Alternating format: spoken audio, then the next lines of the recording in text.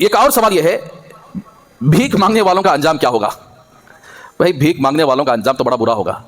हदीस पाक के अंदर रसूलुल्लाह सल्लल्लाहु अलैहि वसल्लम ने कई वाइदे सुनाए हैं। जो बंदा सवाल करता ना, सवाल करने वाला कल क़यामत के दिन उसका एक मुंडा पड़ा हुआ रहेगा, जैसे फालिज ज़दा आदमी है, जैसे लकवा मार दिया हो, ऐसी शक्ल में कल क़यामत के दिन हाजिर किया जाएगा।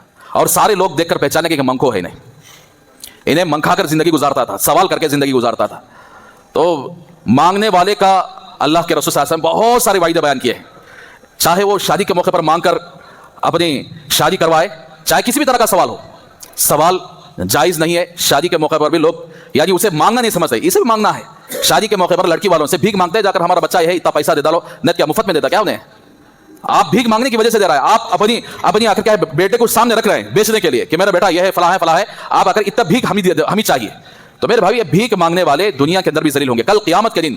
जो इस तरह रिवाज बना चुके हैं, आज तो रिवाज बन चुका है, कंपलसरी शादियों के लिए मांगना एक रिवाज बन चुका है। अगर कोई लड़की वाले भी अपने माइंडसेट ऐसा सेट कर लिया है, कोई बच्चा अगर नहीं मांगता है, सीधा साधा शादी करना चाहता है, सुन्नत के मुताबिक शादी करना चाहता है, तो लड़की वालों के जहन में आता है इन्हों जोड़े का पैसा नहीं पूछते ही बोले, तो इसका मतलब बच्चे में क्या की कमी है सरकार है। देखो माइंडसेट ऐसा बना लिए।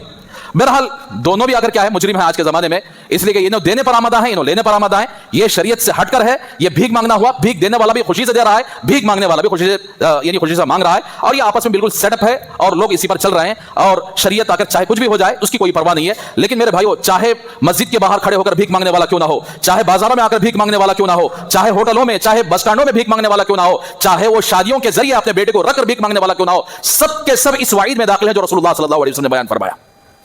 तो मांगने से उसके रिस्क में बरकत नहीं होगी, रिस्क में अल्लाह तबारक व तआला अभी कभी कर देंगे, और दुनिया के अंदर वो जिल्लत में रहेगा, जिल्लत की जिंदगी गुजारता रहेगा। इसलिए मांगने से अपने आप को बचाओ, चाहे वो किसी भी तरह से भीख मांगना क्यों ना हो। अल्लाह इसकी उम्मत को हिफाजत फरमाए और उम्मत को समझ अता फरमाए कि किसी भी तरह के सवाल से उम्मत की हिफाजत फरमाए। एक और सवाल यह है कि सफर में 4 रकात वाली नमाज को 2 रकात कसर पढ़ते हैं, तो 4 रकात वाली सुन्नतों का क्या मसला है? क्या सुन्नतें पढ़ना चाहिए, ना पढ़ना चाहिए? यह सवाल है। जैसा कि मैंने गुज़िश्ता इतवार बताया था कि 4 रकात वाली फर्ज नमाज 80 पर 2 किलोमीटर के दूर पर हम जा रहे हैं, सफर की नियत से निकले हुए हैं, तो 4 रकात वाली नमाज को 15 दिन के अंदर की नियत है तो 4 रकात वाली नमाज को 2 रकात पढ़ सकते हैं।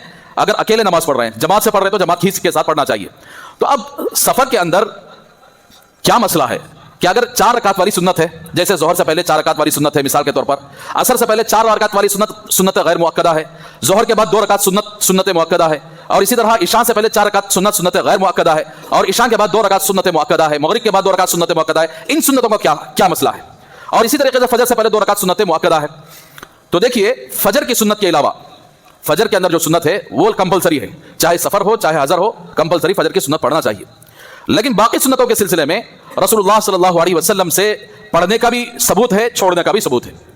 यानी आप सल्लल्लाहु अलैहि वसल्लम बाज मौके पर जैसे नमाज कसर करते हैं, वैसे आकर क्या है, सुन्नतों को कसर नहीं किए, बल्कि 4 रकात वाली सुन्नत को 4 रकात ही पढ़ना चाहिए। सुन्नतों में कसर नहीं है, फर्ज में कसर है। 4 रकात वाली नमाज को 2 रकात पढ़ना, ये फर्ज में कसर है, सुन्नतों में कसर नहीं है। 4 रकात वाली सुन्नत को 4 रकात ही पढ़ना चाहिए।